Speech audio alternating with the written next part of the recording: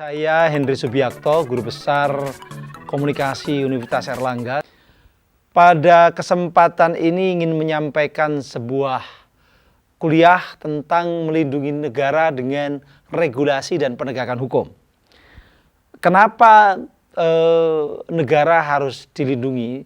Sebenarnya ini bukan karena negara lemah, tidak. Tetapi karena sekarang ada perkembangan teknologi, perkembangan yang berimplikasi pada perubahan-perubahan yang sangat signifikan, yang kadangkala bisa merugikan negara kalau tidak ada regulasi yang kita buat dan sekaligus kita tegakkan. Kita tahu bahwa teknologi digital, teknologi informatika telah mengubah kehidupan dari yang biasa dilakukan di dunia fisik atau physical space, sekarang banyak yang beralih ke cyberspace. Anak-anak bermain pun kalau dulu di lingkungan yang terbuka, bermain katakanlah bermain layang-layang, bermain egrang, sekarang bermainnya dia di lingkungan tertutup dengan membuka YouTube. Bermainnya adalah dengan HP-nya, bermain games di HP-nya. Dulu orang belajar di perpustakaan membaca buku, sekarang orang belajar banyak yang di depan laptop atau di depan HP-nya, membuka Wikipedia, membuka Google atau Talks to Book dan sebagainya. Nah, ini berarti ada apa? Ada perubahan-perubahan, transformasi, termasuk transformasi sosial budaya. Belanja dulu ke pasar tradisional, ke pasar secara fisik, sekarang juga ke pasar, tapi pasarnya secara digital, e-market. Orang dulu berdebat itu berhadapan-hadapan, sekarang berdebatnya di Facebook, berdebatnya di WA Group. Nah, ini terjadi perubahan-perubahan. Cuma memang walaupun ada pergeseran atau perubahan transformasi atau shifting dari dunia fisik ke dunia digital, yang shifting tidak hanya aktivitasnya, tapi penjahat pun juga mengalami shifting. Dia bergerak. Penjahat sekarang tidak hanya di dunia fisik, tapi banyak yang di dunia digital. Dulu penipuan banyak di dunia fisik, sekarang di dunia digital. Menipunya pakai online, pakai Facebook, pakai media sosial. Dulu orang mencuri itu mencurinya di dunia fisik, mencuri binatang, mencuri barang-barang. Sekarang mencuri uang pakai carding, pakai macam-macam phishing dan sebagainya. Nah, artinya apa? Orang-orang jahat sekarang juga ada di dunia maya, ada di dunia digital.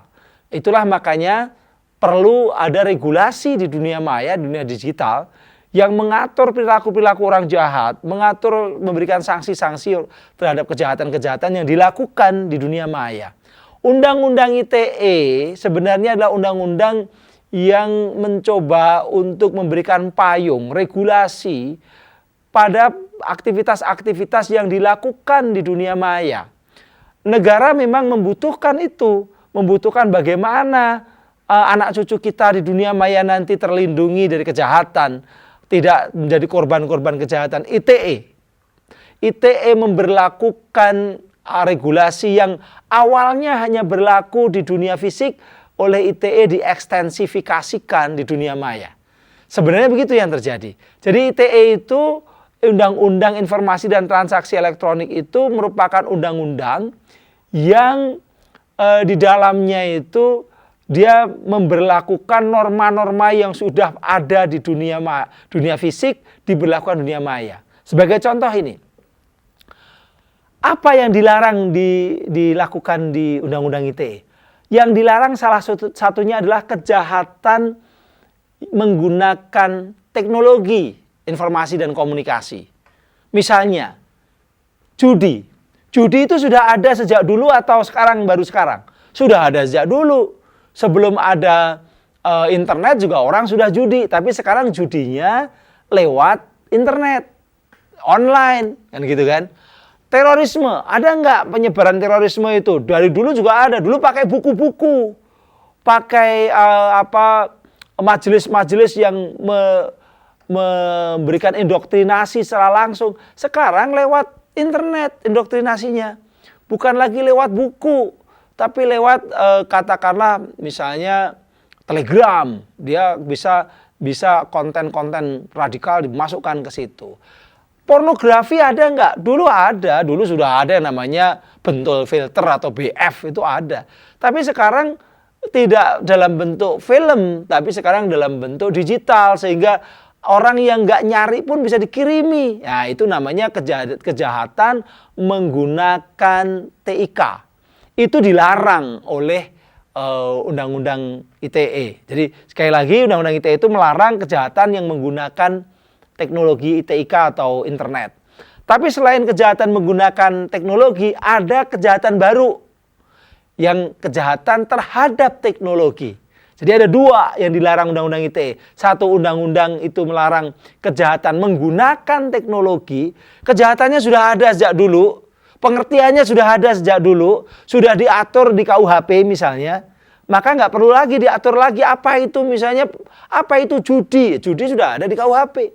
Apa itu pornografi atau melanggar kesusilaan, sudah ada di KUHP, ada di Undang-Undang Pornografi, nggak perlu dijelaskan lagi di Undang-Undang ITE. Undang-Undang ITE normanya tidak mengubah norma, tidak ada norma baru gitu loh. Nah ini yang perlu dipahami. Tapi kalau kejahatan terhadap internet, kejahatan terhadap TIK, nah ini baru. Misalnya hacking. Apa itu ngehack? Illegal content itu apa? Illegal access itu apa? Melakukan phreaking atau DOS attack misalnya, itu apa? Malicious code, malware, nyebar malware itu apa misalnya? Spyware itu apa? Mau nyebarkan Trojan horse itu bagaimana? Nah, itu dulu nggak ada. Nggak ada yang namanya KUHP kita ngurusi Trojan horse atau ngurusi malware, nggak ada. Nah, ini baru. Ini norma baru di Undang-Undang ITE. Tapi kalau menyebarkan kebencian, penyebaran katakanlah fitnah sudah ada sejak dulu. Jadi Undang-Undang ITE tidak bikin norma baru untuk persoalan fitnah. Dia hanya norma yang baru itu hanya apa yang disebut mendistribusikan, mentransmisikan begitu. Tapi kalau untuk pengertian fitnahnya tidak perlu. Pengertian pornografi juga tidak perlu lagi. Itu ada di undang-undang di dunia fisik. Nah, implikasi kejahatan di dunia maya ini sama atau bahkan lebih besar dibandingkan dengan dunia fisik. Makanya Undang-Undang ITE memberikan sanksi yang cukup besar. Yang namanya pencemaran nama baik di dunia fisik ada yang cuma 9 bulan. Sementara kalau di dunia maya dia bisa sampai 4 tahun. Penghinaan, pencemaran nama baik sampai 4 tahun. Bahkan kalau merugikan secara material bisa kembali ke 6 tahun. Nah, kenapa? Karena memang kalau namanya mencemarkan nama baik di dunia fisik, yang tersebar, yang tahu itu cuma secara fisik. Misalnya ada pertemuan massa. Ya yang mendengarkan itu saja kalau KUHP. Yang mendengarkan di tempat itu kejadian. Tapi kalau sudah namanya di-share di internet, itu borderless. Bisa nyebar kemana saja. Bisa besok terulang lagi. Ada sekarang di-share, tahun depan di-share ulang sama orang. Tahun berikutnya tidak hilang secara permanen. Nah itu maka memunculkan yang namanya kerugiannya lebih besar secara material maupun non material kepada korban, karena borderless dan bisa diulang-ulang tadi. Nah, di Undang-Undang ITE ada norma-norma yang tetap yang memang sudah ada di undang-undang sebelumnya, yaitu misalnya KUHP. Tapi ada juga memang norma yang baru. Misalnya norma yang baru itu mendistribusikan. Mendistribusikan itu apa? Itu menyebarkan informasi elektronik pada orang banyak. Itu norma baru. Nggak ada itu. Dulu nggak ada mendistribusikan. Mentransmisikan, mengirimkan informasi elektronik kepada pihak lain melalui sistem elektronik. Itu norma. Membuat dapat diaksesnya informasi elektronik oleh publik. Itu norma baru. Tapi kalau misalnya dengan sengaja, itu sudah ada secara hukum pidana. Jadi Undang-Undang ITE itu dia tidak selalu membuat norma baru, tapi ada norma-norma yang sudah lama. Kalau norma baru itu yang terkait dengan teknologinya, tadi mendistribusikan, mentransmisikan, membuat dapat diaksesnya, itu terkait dengan teknologinya. Nah, apa yang dilarang oleh Undang-Undang ITE? Undang-Undang ITE memang melarang beberapa illegal content ditransmisikan atau disebarkan. Salah satunya pasal 27 ayat 1. Dia menyebutkan begini, ini larangan menyebarkan pornografi atau konten kesusilaan, konten yang melanggar kesusilaan. Pornografi maksudnya bokep ya. Misalnya setiap orang, di situ pasal 27 ayat 1 dikatakan, setiap orang dengan sengaja dan tanpa hak mendistribusikan dan atau mentransmisikan dan atau membuat dapat diaksesnya informasi elektronik dan atau dokumen elektronik yang memiliki muatan melanggar kesusilaan. Nah, pengertian melanggar kesusilaan itu apa? Ini di undang-undang yang ITE nggak ada.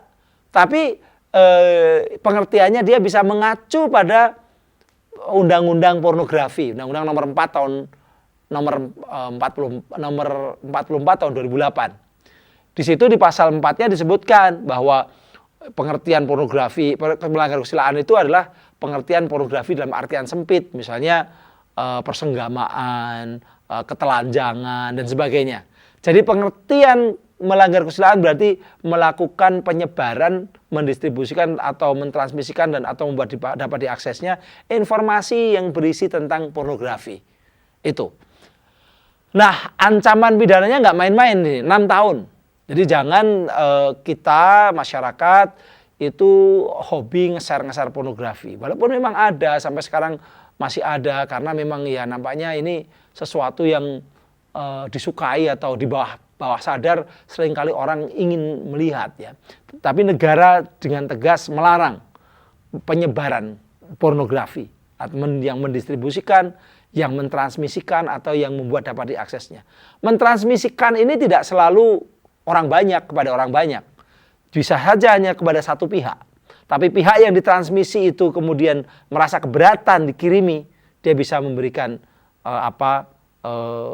laporan kepada kepolisian, orang bisa dikenakan pasal 27 ayat 1. Pasal 27 ayat 2, menyebarkan konten perjudian.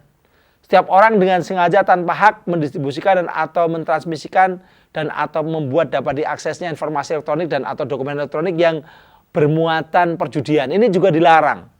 Nah, apa itu perjudian? Mengacunya pada pasal 303 KUHP. Itu termasuk dalam konteks ini adalah perjudian online gitu kan. Apa itu judi ya? Itu acuannya, pengertiannya ada di KUHP. Di Undang-Undang ITE tidak disebutkan perjudian adalah, tidak. Undang-Undang ITE makanya tidak, kalau ada orang mengatakan Undang-Undang ITE itu pasal karet, gimana mau karet? Undang-Undang ITE itu tidak mendefinisikan kok. Yang mendefinisikan itu undang-undang lain. Pengertian perjudian ada di pasal 303 KUHP. Pengertian pencemaran nama baik ada di pasal 310, 311 KUHP. Jadi kalau ada pengertian yang masih membingungkan, itu jangan-jangan pengertian yang membingungkan itu adanya di KUHP atau di undang-undang lain, bukan di undang-undang ITE. Demikian ya. Nah, larangan yang paling banyak kontroversi dulu adalah pasal 27 ayat 3, yaitu larangan menyebarkan konten penghinaan dan pencemaran nama baik. Bahkan pasal 27 ayat 3 ini sempat 4 kali di judicial review karena dianggap mengganggu, menghambat kebebasan berpendapat katanya. Padahal kebebasan berpendapat itu sangat beda dengan penghinaan dan pencemaran nama baik.